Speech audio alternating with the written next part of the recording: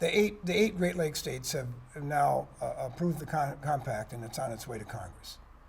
And most of those supporting the compact believe that it's a good thing, and they believe that it's a good thing as it's written, and they think Congress should pass it. All right? Under the Constitution, Congress basically approves the agreement of the 8 states. That's the role of Congress. So Congress is going to get it, and Congress has 3 things to do. One is they can approve it. 2 is they can reject it because they don't like it. And 3 is they can say it needs to be fixed, go back and do these amendments and fixes and bring it back and we'll approve it. Those are the options. So then the question is the compact ready to be approved? And there are essentially 4 problems with the compact. They are so serious that, in my view, they are defects that need to be corrected before the compact is passed.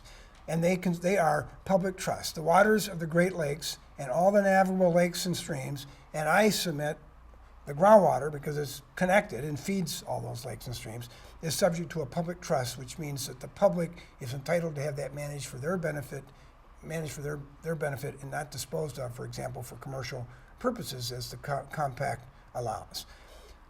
Secondly, we need to get rid of the product exemption in the diversion. The compact bans diversion, and out of the Great Lakes, water out of the Great Lakes. Okay, sounds good. People think they're protected. Well, it also says anything produced and then made a product and transferred out of the basin is not a diversion.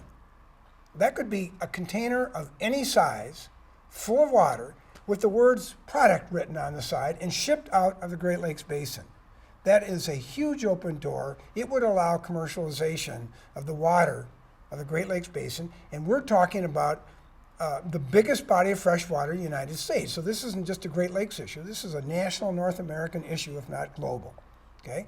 The third thing is the standards in the compact are weakened to the point where the only standards you have when water is removed is the significant adverse impact standard, which means anything less than significant is game and fair game. And what does that mean?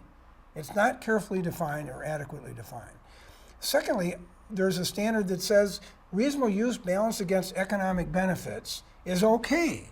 So that means, well, even if we have significant adverse impacts, we can sell that impact off if we got good enough economic benefits to set off from the impact. Well, that's a slippery slope because you're basically putting a price on water. Okay? The fourth problem is that the regulatory regime applies to withdrawals of 5 million or diversions and withdrawals of 5 million gallons per day or more. And now states can apply those to less. Minnesota says 10,000 gallons.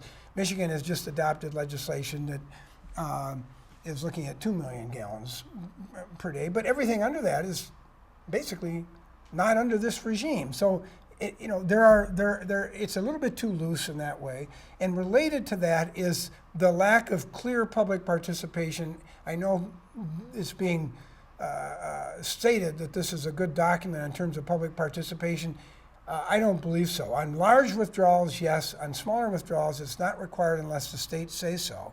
Notice and rights of public participation. And the remedies in the courts are onerous for a common citizen to do much about this if you're affected or impacted.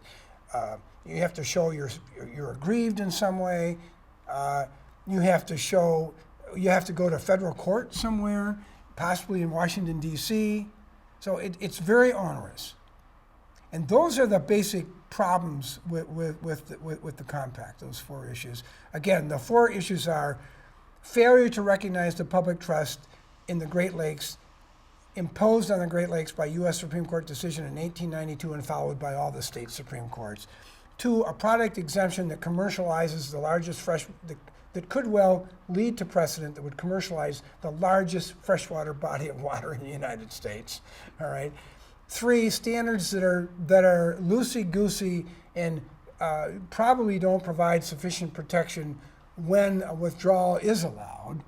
And 4, not balanced public participation. It's a little bit weighted in favor of those who want to take and regulate and not those who are on the short end of the stick or don't, are going to have the empty glass of water. If the compact is passed as it is with the defects I've mentioned, what's going to happen in 10 years? Right? To answer that question, I would say you look at it from the precedent level. What is the real risk to citizens of the Great Lakes Basin in the United States? What's the real risk in North America? And the real risk is that the product exemption sets into motion the exception for bottled water to go out of the Great Lakes Basin, or sets into motion any product in a container of any size. And by the national government recognizing that exception, it opens the door for the commercialization of water, and specifically the water of the Great Lakes Basin. And as the demand for water increases with the increase of world scarcity, the price will go up to meet those needs wherever they are in the nation. And guess where the water reservoir is for all of that? It's going to be the Great Lakes Basin. Does the diversion ban protect us? It doesn't apply. Is there a limitation on the quantity of water as a product? No. That's what we're going to see.